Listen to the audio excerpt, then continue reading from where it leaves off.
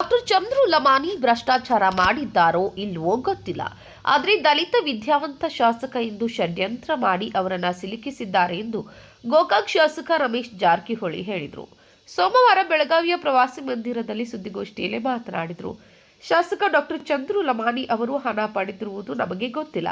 ಕಳೆದ 20 ವರ್ಷದಿಂದ ಪಕ್ಷಾತೀತವಾಗಿ ದಲಿತ ವಿದ್ಯಾವಂತ ಶಾಸಕರನ್ನ ವ್ಯವಸ್ಥಿತವಾಗಿ ತುಳಿಯುವ ಹುನ್ನಾರ ನಡೆಸಿದ್ದಾರೆ. ಜನಪ್ರತಿನಿಧಿಗಳಷ್ಟೇ ಅಲ್ಲ, ಹಿರಿಯ ದಲಿತ ಅಧಿಕಾರಿಗಳನ್ನ ತುಳಿಯುವ ಷಡ್ಯಂತ್ರ ಮಾಡುತ್ತಿದ್ದಾರೆ ಎಂದು ಆರೋಪಿಸಿದರು. ಪೂಜಾರಿಯ ಜೊತೆಗೆ ಗುತ್ತಿಗೆಯ ವ್ಯವಹಾರದಲ್ಲಿದ್ದಾಗ ದಲಿತ ಸಮಾಜದ ಗುತ್ತಿಗೆದಾರನ ಮುಂದು ಮಾಡಿ ದುಡ್ಡು ಕೊಡಲು ಹೋದಾಗ ಆಸ್ಪತ್ರೆಗೆ ಬಂದು ದುಡ್ಡು ಕೊಡುವಾಗ ಷಡ್ಯಂತ್ರ ಮಾಡಿ ಅವರನ್ನ ಸಿಲುಕಿಸಿದ್ದಾರೆ ಎನ್ನುವ ಶಂಕೆ ವ್ಯಕ್ತವಾಗಿದೆ. ಇದು ತನಿಖೆಯ ನಂತರ ತಿಳಿದು ಬರಲಿದೆ ಎಂದರು. ಮಾಜಿ ಸಿಎಂ ಜಗದೀಶ್ ಶೆಟ್ಟರ್ ನಮ್ಮ ಸಮಾಜದ ಪರವಾಗಿ ಧ್ವನಿ ಎತ್ತಿದ್ದಾರೆ. ಅವರಿಗೆ ಧನ್ಯವಾದ ತಿಳಿಸುತ್ತೇನೆ. ನಾನು ಭ್ರಷ್ಟಾಚಾರ, ಲೋಕಾಯುಕ್ತದ ಮೇಲೆ ಅನುಮಾನ ಇಲ್ಲ. ನಾನು ಅದಕ್ಕೆ ಪ್ರಶ್ನೆ ಮಾಡೋದಿಲ್ಲ ಎಂದರು. ಕಾಂಗ್ರೆಸ್ ಸರ್ಕಾರ ದಲಿತರ ಸರ್ಕಾರ ಎಂದು ಹೇಳುತ್ತಾರೆ, ಆದರೆ ದಲಿತ ಶಾಸಕರಿಗೆ ನ್ಯಾಯ ಕೊಡಿಸುತ್ತಿಲ್ಲ. ಸರ್ಕಾರದಲ್ಲಿ ಸಿದ್ದರಾಮಯ್ಯ, ಸತೀಶ್ ಜಾರಕಿಹೊಳಿ, ಮುನಿಯಪ್ಪ, ಮಹಾದೇವಪ್ಪ, ಡಾಕ್ಟರ್ ಜಿ ಪರಮೇಶ್ವರ ಸಚಿವರಿದ್ದಾರೆ. ಅವರು ಧ್ವನಿ ಎತ್ತಬೇಕಿತ್ತು ಎಂದರು. ಮುಖ್ಯಮಂತ್ರಿ ಸಿದ್ದರಾಮಯ್ಯ ದಲಿತ ಟ್ರಂಪ್ ಕಾರ್ಡ್ ಬಳಸುವುದು ಸರಿಯಲ್ಲ. ಅವರು ಎಲ್ಲ ಸಮಾಜದ ಮುಖ್ಯಮಂತ್ರಿ. ಆದರೆ ಮೊದಲಿದ್ದು ಖದರ್, ಈಗ ಸಿದ್ದರಾಮಯ್ಯ ಅವರಲ್ಲಿ ಇಲ್ಲ ಎಂದರು. ಬಿಜೆಪಿ ರಾಜ್ಯಾಧ್ಯಕ್ಷ BY ವಿಜಯೇಂದ್ರ ನಮ್ಮ ಪಕ್ಷದ ಅಧ್ಯಕ್ಷ. ಅವರಿಗೆ ವಿರೋಧ ಮಾಡ್ತೇನೆ, ಆದರೆ ಅವರ ಹುದ್ದೆಗೆ ಗೌರವ ಕೊಡ್ತೇನೆ. ಅಬಕಾರಿ ಸಚಿವ RB ತಿಮ್ಮಾಪುರ್ ಭ್ರಷ್ಟಾಚಾರ ಪ್ರಕರಣದ ಆರೋಪ ಮಾಡಿದಾಗ ನಾನು ಬಿಜೆಪಿ ಸಭೆಯಲ್ಲಿಯೇ ವಿರೋಧ ಮಾಡಿದ್ದೆ. ದಲಿತ ಸಚಿವರು ಎಂದು ಅವರ ಮೇಲೆ ಮುಗಿ ಬೀಳುವುದು ಸರಿಯಲ್ಲ.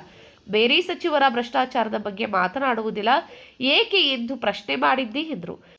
ಮಾಧ್ಯಮ ಮಿತ್ರರೇ, ಇವತ್ತು ತುರ್ತು ಪತ್ರಿಕಾಗೋಷ್ಠಿಗೆ ಸ್ವಾಗತ ಮಾಡುತ್ತಾ ಇವತ್ತಿನ ಮೊದಲನೇದಾಗಿ ಮಾಜಿ ಮುಖ್ಯಮಂತ್ರಿ ಹಾಗೂ ಹಾಲಿ ಬೆಳಗಾವಿ ಲೋಕಸಭಾ ಸದಸ್ಯರಾದ ಜಗದೀಶ್ ಶೆಟ್ಟರ್ಗೆ ಅಭಿನಂದನೆ ಸಲ್ಲಿಸುತ್ತಾ ಒಬ್ಬ ದಲಿತ ಶಾಸಕರ ಪರವಾಗಿ ಧನ್ಯವಾದಕ್ಕೆ ಮೊದಲು ಧನ್ಯವಾದ ಅರ್ಪಿಸುತ್ತಾ ಚಂದ್ರು ಲಮಾಣಿ ಅವರ ಕೇಸಿಗೋಸ್ಕರ ಇವತ್ತು ತುರ್ತು ಪತ್ರಿಕಾಗೋಷ್ಠಿ ಕರೆದಿದ್ದೇನೆ. ವಿಶೇಷವಾಗಿ ಅವರು ಲೋಕಾಯುಕ್ತ ರೇಡ್ ಬಗ್ಗೆ ನಾನು ಹೆಚ್ಚು ಚರ್ಚೆ ಮಾಡಕ್ಕೆ ಹೋಗಲ್ಲ.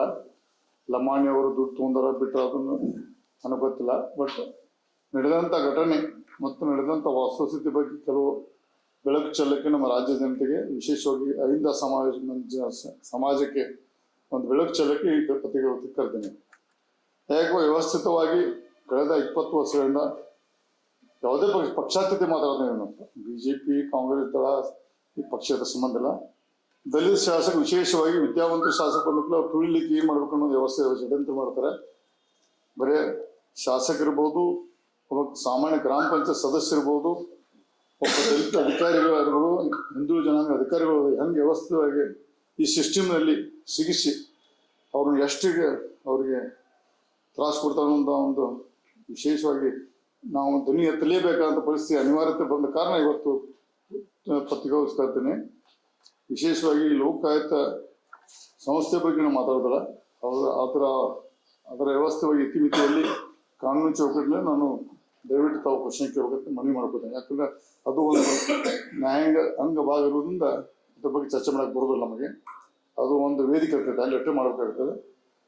ಲಮಾಣಿ ಅವ್ರನ್ನು ಯಾಕಂದ್ರೆ ಆ ಸಿರೆಟ್ಟಿ ಕ್ಷೇತ್ರ ಕಳೆದ 30 ವರ್ಷದಿಂದ ರಿಸರ್ವ್ ಕಾನ್ಸ್ಟಿಟ್ಯೂಷನ್ ಇರೋದ್ರಿಂದ ಅಲ್ಲಿ ಇದ್ದಂಥ ಶಾಸಕರು ಮೊದಲು ಕಾಂಗ್ರೆಸ್ ಬರ್ತಿತ್ತು, ಆಮೇಲೆ ದಳ ಬರ್ತಿತ್ತು, BJP ಬರ್ತಿತ್ತು, ಅಷ್ಟು ತಲೆ ಕೆಡಿಸ್ಕೊಂಡಿಲ್ಲ.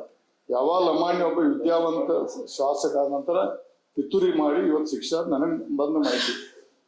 ಅವನು ಭ್ರಷ್ಟಾಚಾರ ಮಾಡಿದ ಬಗ್ಗೆ ನಾನು ಸಪೋರ್ಟ್ ಮಾಡ್ತಿಲ್ಲ. ಅವನು ಭ್ರಷ್ಟಾಚಾರ ಮಾಡಿದ್ರೆ ಮುಂದಿನ ದಿನ ಗೊತ್ತಾಗ್ತದೆ. ನನ್ನ ಮಾಹಿತಿ ಪ್ರಕಾರ ಯಾರು ಪೂಜಾರಿ ಕಂಪ್ಲೇಂಟ್ ಕೊಟ್ಟಲ್ಲ, ಅವನಿಗೆ ಕೂಡ ವ್ಯವಹಾರ ಇತ್ತು, ಅವನು ದುಡ್ಡಿನ ವ್ಯವಹಾರ ಇತ್ತು. ದುಡ್ಡು ಕೊಡೋದು, ಕಾಂಟ್ರಾಕ್ಟ್ ತೊಗೊಂಡು ಹೋಗೋದು, ಅದೇ ಸಣ್ಣ ಪುಟ್ಟ ಸಣ್ಣ ಬೆಟ್ಟಿ ತೊಗೊಂಡು ಮಾಡ್ದಾಗ ನನಗೆ ಮಾಹಿತಿ ಬಂದ. ಮುಂದಿನಲ್ಲಿ ಅದು ಕನ್ಫರ್ಮ್ ಆಗ್ತದೆ. ಆ ದುಡ್ಡು ಕೊಡೋದು ಗೊತ್ತಿರುತ್ತೆ ಒಂದು ವ್ಯವಸ್ಥಿತವಾಗಿ. ಅದನ್ನು ಹೇಗೆ ಮಾಡ್ತಾರಂದ ಜನರು ಅದೇ ಸಮಾಜ ಸ್ವಾಮಿಗೆ, ಅದೇ ಸಮಾಜ ವ್ಯಕ್ತಿನ ಕೂಡಿಸಿ ಕಂಪ್ಲೇಂಟ್ ಕೊಡಿಸಿ ಇಂಥ ವ್ಯವಹಾರ ನೋಡ್ಕೊಂಡು ಅವ್ನು ಕೊಡೋದು. ನಾನು ದುಡ್ಡು ಕೊಡಕ್ಕೆ ಬರ್ತಂದಾಗ ಅನಿವಾರ್ಯವಾಗಿ ನನಗೆ ಮಾಹಿತಿ, ನಿಜ ಯಾರು ಸುಳ್ಳು ಗೊತ್ತಿಲ್ಲ. ಬಂದಾಗ ಬಾಪ ನಾನು ಹಾಸ್ಪಿಟ್ಲ್ ಇದ್ದೀನಿ, ಬಾ ಅಂದ್ರೆ ಆ ಪ್ರಕಾರ ದುಡ್ಡು ಕೊಟ್ಟನು ತಗೊಂಡು PA ಕೊಟ್ಟದ್ದು ನನ್ನ ಮಾಹಿತಿ ಬಂದಿದೆ. ಅದನ್ನು ಇವತ್ತು ಷಡ್ಯಂತ್ರ ಮಾಡಿ ನಮ್ಮ ಶಾಸಕರ ಹೆಸರು ಕಳಿಸಿ ಇವತ್ತು ಜೈಲು ಪಾಲಾಗಿದ್ದಾರೆ. ಎಷ್ಟು ಫಾಸ್ಟಾಗಿ ಅವ್ರನ್ನ ಎಲ್ಲ ಸಿಸ್ಟಮ್ ಒಳಗಿರಂತ ಅದು ದುರ್ದೈವ ಸಂಗತಿ. ಅದ್ರ ಅವ್ನು ತಪ್ಪಿದ್ರೆ ಅದ್ರ ಲೋಕ ತನಿಖೆ ಮಾಡಿ ಶಿಕ್ಷೆ ಆಗಲಿ, ಅದು ಬೇರೆ ವಿಷಯ. ಯಾಕೆ ಕಳೆದ ಸತತ ಸಂಪನ್ನಿಸಿದ ಹಿಂಗೆ ಮಾಡಿದ್ರು, ಇವತ್ತು ಏನು ಮಾಡ್ರು. ಮತ್ತು ಮೊನ್ನೆ ಒಂದಕ್ಕೆ ಉದಾಹರಣೆ, ಒಬ್ಬ ಸುರೇಶ್ ಅನ್ನೋ ಒಬ್ಬ ಧಾರವಾಡ ಪೀಠದ ಇದ್ದ. ಸಾಯಂಕಾಲ 6 ಗಂಟೆ ರಿಟೈರ್ ಆಗೋಣ, ಮಧ್ಯಾಹ್ನ 2 ಗಂಟೆ ರೀಡ್ ಆಗ್ತದೆ ಅಂತ ದುರ್ದೈವ ಸಂಗತಿ. ಅಂದರೆ ರಿಟೈರ್ಡ್ ಸಾಯಂಕಾಲ 6 ಗಂಟೆ ರಿಟೈರ್ಡ್ ಅದನ್ನ ಮಧ್ಯಾಹ್ನ 2 ಮುಟ್ಟಿದ್ದು ಹೋಗ್ಬಿಟ್ಟು ತಕ್ಷಣ ಒಂದು 3 hours ಮೊದಲು ಅವ್ನು ರಿಟೈರ್ಡ್ ಮೊದಲು ರೇಡ್ ಆಗಿದ್ದ ಅಥವಾ ದಲಿತ ಅಧಿಕಾರಿನ ಅದು ಹೆಂಗೆ ತರಾಸ್ಕೊಂತ ಒಂದು ದುರ್ದೈವ ಸಂಗತಿ. ಇದನ್ನು ಭಾಳ ನಮ್ಮ ಮುಂದಿನದಲ್ಲಿ ವ್ಯವಸ್ಥಿತವಾಗಿ ನಾವು ಅದನ್ನು ಹೋರಾಟ ಮುಂದುವರಿಸ್ತೀವಿ. ನಮ್ಮ ಯಾಕಂದ್ರೆ ನಾವು ಭಾಳಷ್ಟು ಇನ್ನು ಬಾಯಿ ಮುಚ್ಕೊಂಡು ನಮ್ಮನ್ನು ಸಹಿತ ಮುಗಿಸ್ತಾ ಇಡೀ 74% ವೋಟ್ ಇದ್ದಂಥ ಧ್ವನಿಯನ್ನು ತುಳಿದು ಕೆಲವೇ ಕೆಲವು ಜನ ಕೈಯಲ್ಲಿ ಈ ರಾಜಕೀಯ ಸಿಸ್ಟಮ್ ಹೋಗಿದೆ. ನಾವು ಹೋರಾಟ ಮಾಡಲೇಬೇಕಂತ ನಾವೆಲ್ಲ ಮುಂದಿನ ಚರ್ಚೆ ಮಾಡ್ತೀವಿ.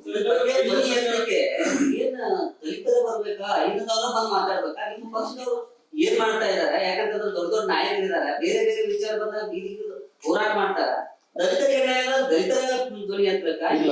ಇವತ್ತು ಮೊದಲು ಬಾರಿಗೆ ಒಬ್ಬ ಮಾಜಿ ಮುಖ್ಯಮಂತ್ರಿ ಮೊದಲೇ ಅದಕ್ಕೆ ಜಗದೀಶ್ ಶೆಟ್ಟರ್ ಧ್ವನಿ ಇದ್ದಾರ.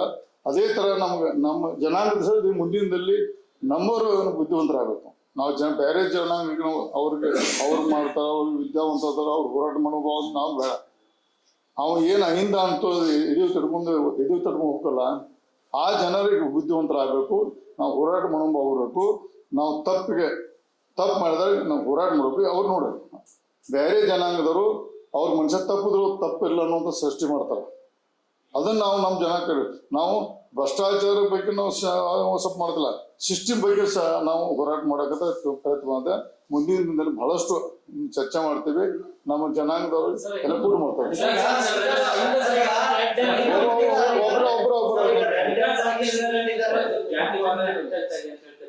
ನಾವು ಲೋಕಾಯುಕ್ತರ ಅವನೇನ್ ನ್ಯಾಯಾಂಗತ ಅದಲ್ಲ ಅವ್ರ ಬಗ್ಗೆ ಕ್ವಶನ್ ಮಾಡೋದಿಲ್ಲ, ಸಿಸ್ಟಮ್ ಬಗ್ಗೆ ಕ್ವಶನ್ ಮಾಡ್ತಾರೆ. ಉದಾಹರಣೆ ಯಾಕೆ ಬರೀ ದಲಿತರ ಯಾಕೆ ಬಲಿಪಶು ಆಗ್ತಾರ?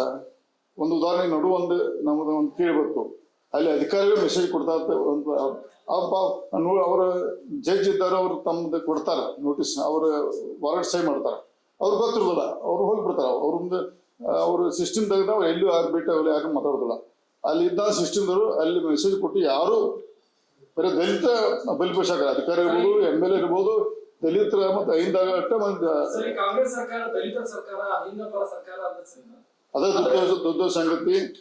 ಯಾಕಪ್ಪ, ದಲಿತರ ಅಂತ ಹೋರಾಟ ಮಾಡಿ ದಲಿತ ಸಿದ್ದರಾಮಯ್ಯ ಇರ್ಬೋದು, ಮತ್ತು ನಮ್ಮ ಸತೀಶ್ ಜಾರಕಿಹೊಳಿ ಇರ್ಬೋದು, ಮಾದೇವಪ್ಪ ಇರ್ಬೋದು, ಪರಮೇಶ್ವರ್ ಇರ್ಬೋದು, ಮುನಿಯಪ್ಪ ಇರ್ಬೋದು, ಎಲ್ಲರೂ ಇದ್ದಾಗ ನಾವು ಅನಿವಾರ್ಯವಾಗಿ ನಾವು BJP ಶಾಸಕ ಬಂದು ಕುಂತು ದಲಿತರ ಕಾಂಟ್ರಾಕ್ಟ್ ಅಂತ ಪಕ್ಷದ ಅಧಿಕಾರ ಇದ್ದಾಗ ನಾವು BJP ಬಂದು ಇವತ್ತು ಜಗದೀಶ್ ಶೆಟ್ಟರ್ ನಾವು ಮಾತಾಡುವಂಥ ಪ್ರಸಂಗ ಬಂದಕ್ಕೆ ನಾವು ಭಾಳ ಖೇದ ಅನಿಸ್ತದೆ. ಸತೀಶ್ ಜಾರಕಿಹೊಳಿಯನ್ನ ಹಿಡಿದು ಬೇರೆ ಯಾವ ನಾಯಕರಿಗೂ ಬಿಜೆಪಿಗೆ ಆಹ್ವಾನ ಕೊಟ್ಟಿಲ್ಲ. ಒಂದು ವೇಳೆ ನಾಯಕತ್ವದ ಕೊರತೆ ಇದ್ದರೆ ಅವರನ್ನ ಮನೆಗೆ ಹೋಗಿ ಕರೆದುಕೊಂಡು ಬರ್ತೇವೆ ಎಂದರು.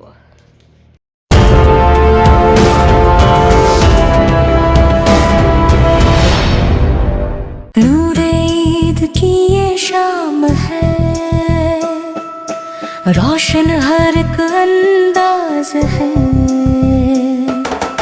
रंगों में बसी है दुआएं, हर लिबास में एहसास है, स्टाइल में सजी है सादगी, ये पहचान है हमारी शान की। ईद का फैशन, ईद का नूर, हर दिल में जगमग भरपूर, चलो सजाए ख्वाब नए, अमर कौम और आदर्श। खड़े बाजार, बेलगावी।